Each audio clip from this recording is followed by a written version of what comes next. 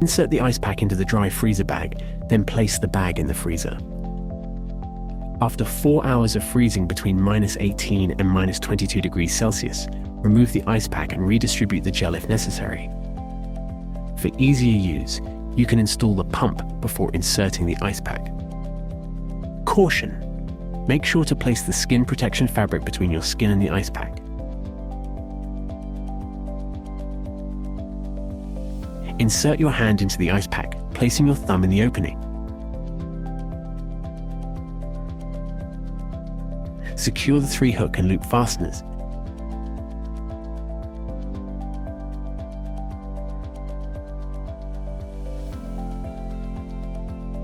Reposition the lycra if necessary.